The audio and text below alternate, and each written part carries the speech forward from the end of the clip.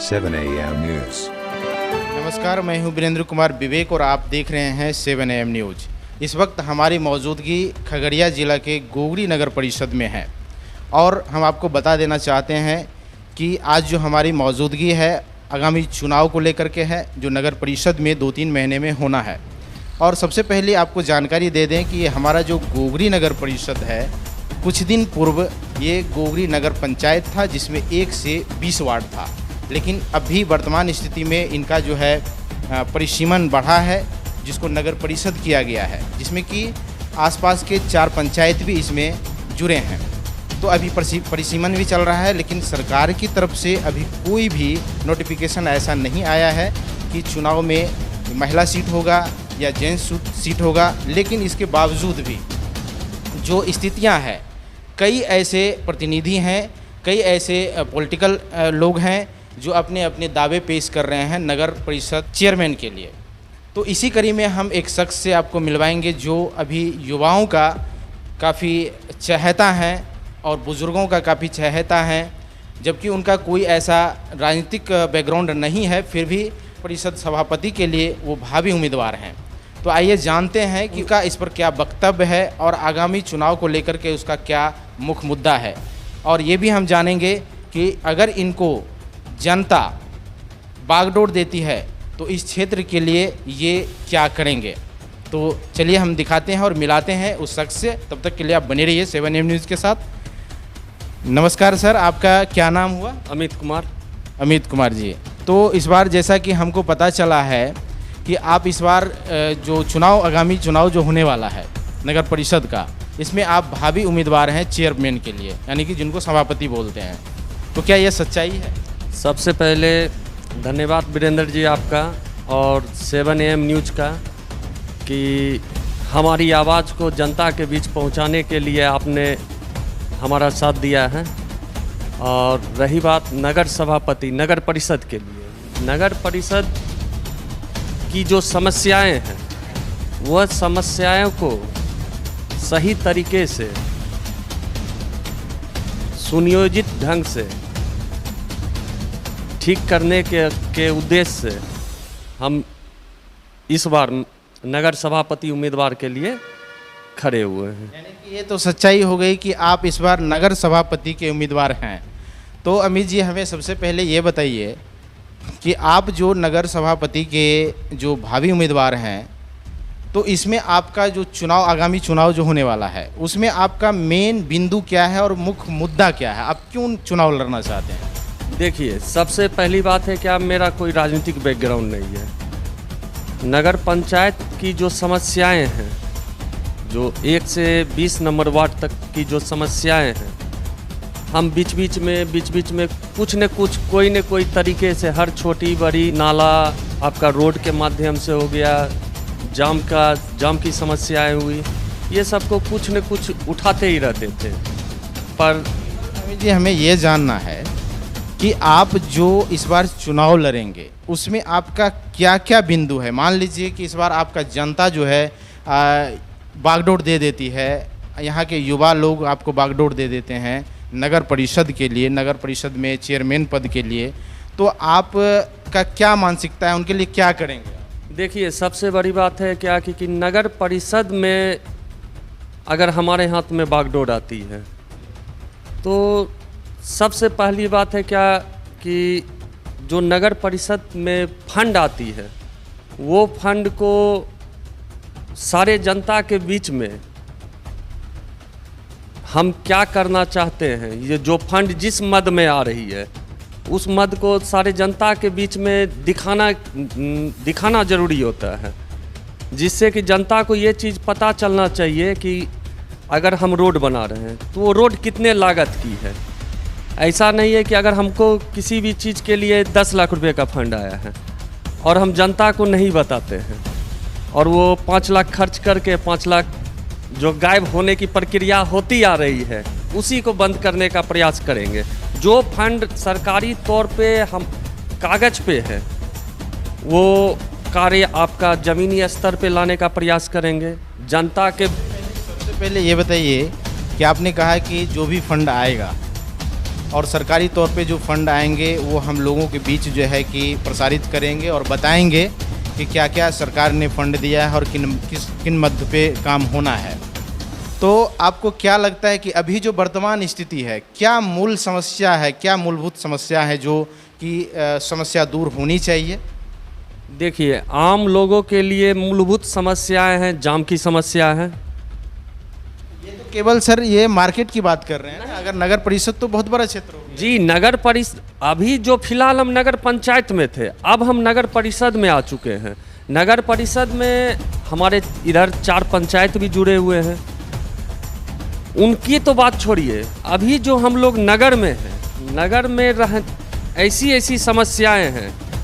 आज आपने अपनी बाइक जो खड़ी की है, नगर परिषद के अभी रोड की चौड़ाई कितनी है? अभी आज मेरा घर खुद मेन मार्केट में है और हम अपनी बाइक को अपने घर के दरवाजे के बाहर नहीं लगा सकते हैं।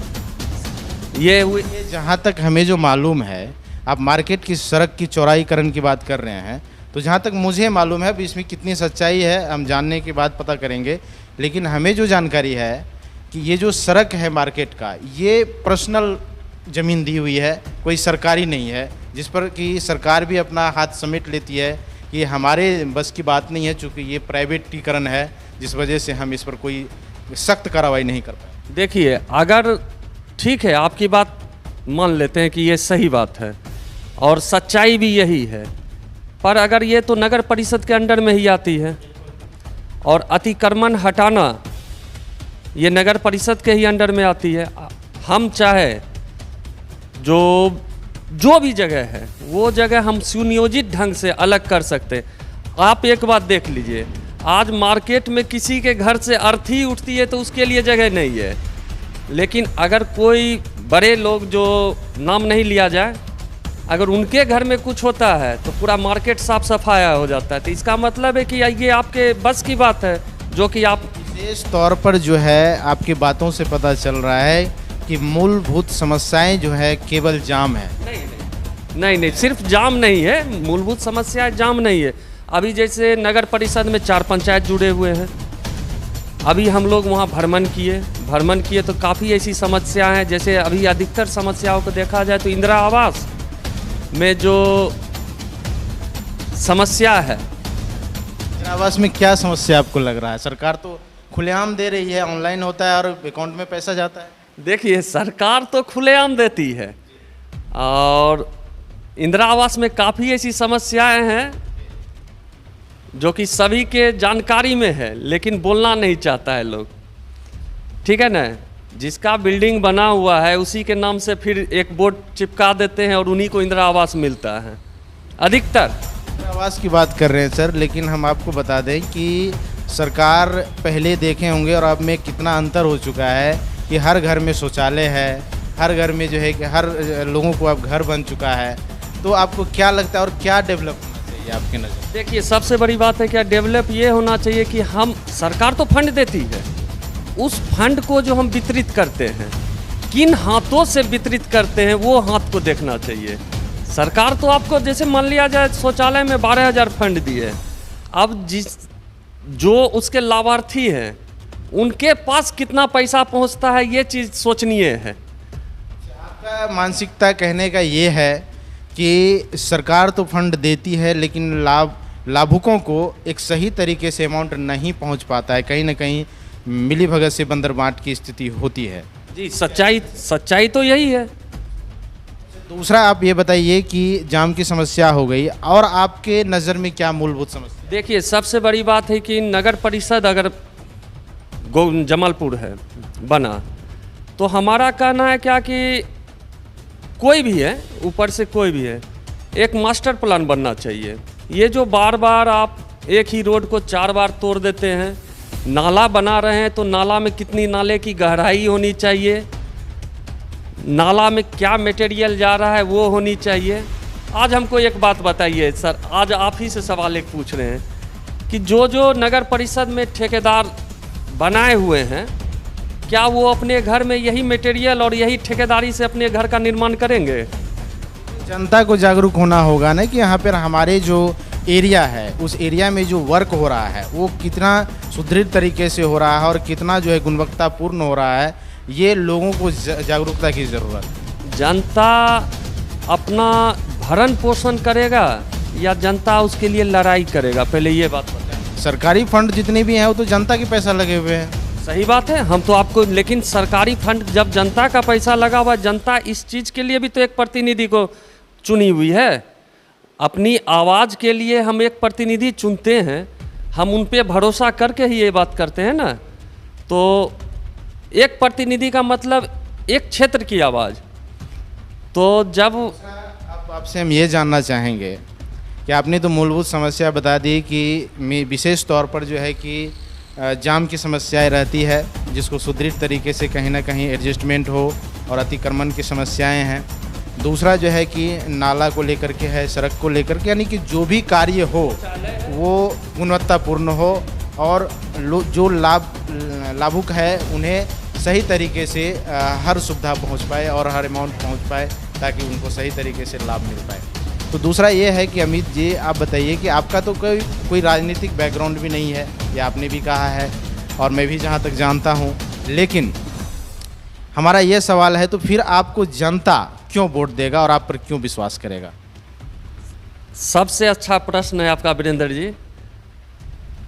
जरूरी नहीं है कि कोई राजनीतिक बैकग्राउंड का व्यक्ति ही राजनीतिक क्षेत्र में उतरे, और ये क्षेत्र में उतरने का मेरा सबसे बड़ा रीज़न है कि हमारे जो जितने भी बुजुर्ग हैं और युवा लोगों का प्यार, वो लोग अप्रोच करके हमको इस क्षेत्र में उतारे हैं कि कुछ अलग विकास हो।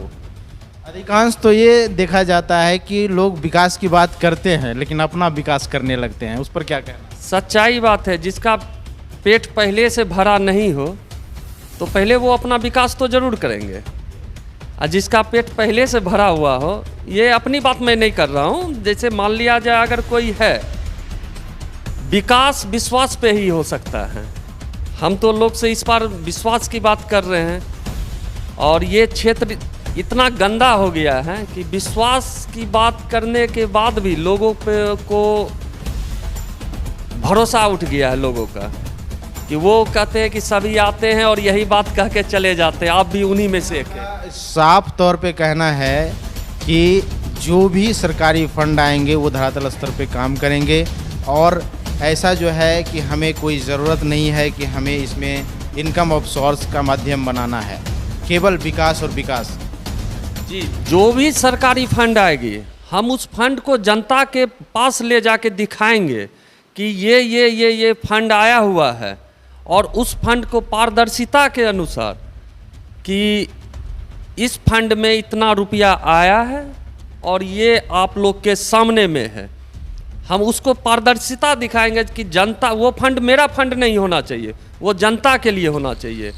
किस चीज़ के लिए है, उस चीज़ के लिए होनी चाहिए।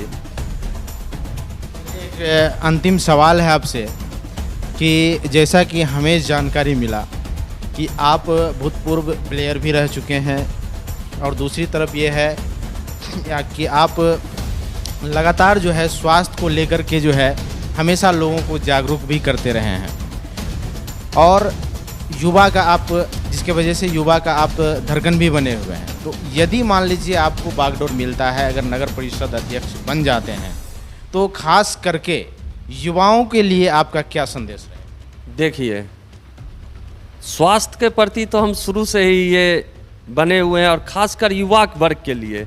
आज जो हमारे युवा वर्ग हैं वही आगे समाज का आधार बनेंगे, और उस आधार को सही तरीके से सींचना उनके परिवार का, उनके गार्जियन का, और सबसे बड़ी बात है जो मेरे पे विश्वास करते हैं वो बच्चे को हम सही तरीके से आगे बढ़ाने का कार्य करेंगे। आज देखिए, जो बच्चे खेल कूद में हैं हमारे क्षेत्र में, आप एक छोटी सी बात आप जान लीजिए कि ग्राउंड, काफ़ी ग्राउंड है, लेकिन एक बहुत ही पुराना और भगवान हाई स्कूल फील्ड, जो कि इस एरिया का सबसे सुंदर और अच्छा ग्राउंड है। आज देखिए, चार दीवारी की व्यवस्था नहीं है, आज उस ग्राउंड में मूलभूत समस्याओं का अभाव है। अगर हम लोग चाहते हैं तो हमको तो ये चीज़ की जानकारी नहीं है क्योंकि हम इस क्षेत्र में नए नए आए, लेकिन इतनी जानकारी तो ज़रूर है कि खेल कूद के लिए भी कुछ न कुछ फंड आता है, तो वो फंड को कम से कम बच्चे युवाओं के विकास के लिए खर्च करना चाहिए। आज आप भगवान हाई स्कूल फील्ड की ग्राउंड की बात कर रहे हैं, वहाँ ना ही एक ड्रेसिंग रूम है, ड्रेसिंग रूम की व्यवस्था है, ना ही गैलरी की व्यवस्था है, स्टेडियम तो दूर की बात है, स्टेडियम वो छोड़िए कि आज एक ग्राउंड में गेट नहीं है। लड़के लोग ग्राउंड पे मेहनत करते हैं दिन भर, बाद में देखिएगा पशु लोग लेके घुस जाते हैं, ग्राउंड को ख़राब कर देते हैं, उसको देखने वाला। ग्राउंड की साफ सफाई नहीं होती है, ग्राउंड में एक चापाकल नहीं है, तो लड़के लोग अगर हम नगर सभापति पद के लिए चुने जाते हैं, खासकर खेल कूद के विषय में प्रयास करना है कि वहाँ स्टेडियम क्या, अगर हम लोग को वो मिलता है तो हम लोग प्रयास करेंगे वहाँ इंडोर स्टेडियम बनाने का प्रयास करेंगे। लड़के लोग जो इधर उधर जाते हैं, हमारे क्षेत्र के लड़के नगर का प्रतिनिधित्व करते हैं, बाहर जाके नाम कमाते हैं, लेकिन उनको मिलता क्या है यहाँ? कुछ नहीं। अंतिम एक सवाल है आपसे कि आपने तो युवाओं के लिए संदेश दे दिया, लेकिन एक अंतिम सवाल ये है कि जो हमारे समाज में पिछड़े वर्ग के लोग हैं, गरीब लोग हैं, उसमें सभी जाति वर्ग के लोग हैं, लेकिन वो कुछ नहीं कर पाते हैं, अपनी बेबसी है, तो उनके लिए आप क्या सोचेंगे? देखिए, सबसे बड़ी बात है पिछड़ा और अगड़ा हम लोग बनाते हैं। आज सभी लोग उस पिछड़े वर्ग के लोग के पास जाके आज वहाँ पे कोई ऐसा होगा कि वहाँ बैठ के खाना खाएंगे, कभी पानी पिएंगे, जो कि उनको देखना ज़रूरत नहीं समझते हैं, लेकिन आज उनके दरवाजे पे जा के वो बैठ के वोटों की भीख मांगेंगे। बिल्कुल वही सवाल था कि जब वोट का समय आता है तो एक गरीब वर्ग भी बहुत प्यारा हो जाता है, और जैसे ही चुनाव जीतते हैं उसके बाद गरीब सबसे बेकार हो जाता है, तो उस विषय में आप क्या? देखिए, उनके लिए जो भी सुविधाएं होंगी, मेरा तो शुरू से यही कहना है, जो सुविधाएं नगर परिषद के कागज पे रहेगी वो हम ज़मीनी स्तर पे ज़रूर लाएंगे, चाहे कोई भी वर्ग हो। उसमें ये नहीं देखा जाएगा कि वो अगड़ा वर्ग है, वो पिछड़ा वर्ग है, सबको एक समान अधिकार दिया जाएगा। आपसे बात करके बहुत अच्छा लगा अमित जी। और ये देख रहे हैं कि यहाँ पर आपका एक जिम का भी बहुत सारा जो है कि पार्ट्स रखे हुए हैं, ये क्या चालू है क्या? जी, ये हमारे युवा लोगों के लिए है। करीबन 14 साल से हम ये चला रहे हैं, और हम क्या बोले आपको, मेरा कोई राजनीतिक बैकग्राउंड नहीं है, हम एक स्पोर्ट्समैन रहे हैं, और स्वास्थ्य और खेल के प्रति हमेशा सजग रहे हैं, और बच्चे लोगों को भी ये शिक्षा देते हैं क्या कि नशा से दूर रहो, अपने स्वास्थ्य के प्रति सचेत रहो, और बड़े बूढ़े सभी आते हैं और सभी का आशीर्वाद मिलता है। कम से कम इस माध्यम से भी हम कुछ न कुछ कर लेते हैं। देखिए, 7am न्यूज़ के दर्शकों के हम बता देना चाहते हैं, एक यही हैं अमित जी, और वही शख्स हैं जो हमेशा स्वास्थ्य को लेकर के जागरूक रहे हैं। आपको पहले भी आपको बता चुके हैं कि अमित जी हमेशा जो है कि स्वास्थ्य को लेकर के हमेशा तत्पर रहे हैं, चाहे खेलकूद की दुनिया हो या एक्स्ट्रा करिकुलम हो। तो आप देख पा रहे हैं कि आज जो हम आए हुए हैं इनके ऑफिस में, तो यहाँ पर भी जिम का भी बहुत सारे सामान लगे हुए हैं, बहुत सारे इक्विपमेंट लगे हुए हैं, जो स्वास्थ्य के लिए जो है यहाँ पर लोग अच्छे करने के लिए आते हैं, ट्रेनर भी हैं।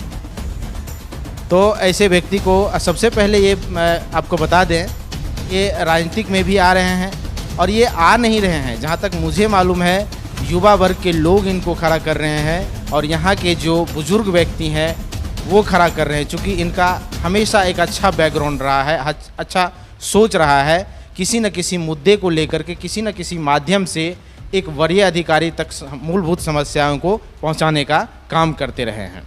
तो चलिए हम आगे बात करेंगे, जो अमित जी के जो प्रवक्ता हैं, कुछ उनसे भी हम सवाल जवाब करेंगे कि उनका क्या कहना है इस चुनाव को लेकर के, और क्या उनका सोच है। नमस्कार, आपका क्या नाम हुआ? इत्तेफाक से अमित कुमार मेरा भी नाम है, और हमारे मतलब डबल अमित है? जी, हमारे प्रतिनिधि का भी नाम अमित कुमार है। आप क्या अमित जी के प्रवक्ता हैं, क्या हैं? हम तो इनके साथ 24 घंटा साथ में रहते हैं, और ये हमारे बहुत मतलब बचपन के मित्र भी हैं, और हम लोगों का साथ में खेलना पले भरे साथी हैं। तो इस चुनाव में आप क्या हैं, ये मुझे बताइए। इस चुनाव में हम इनके साथ चुनाव प्रचार में पंचायत में घूमते हैं इनके साथ।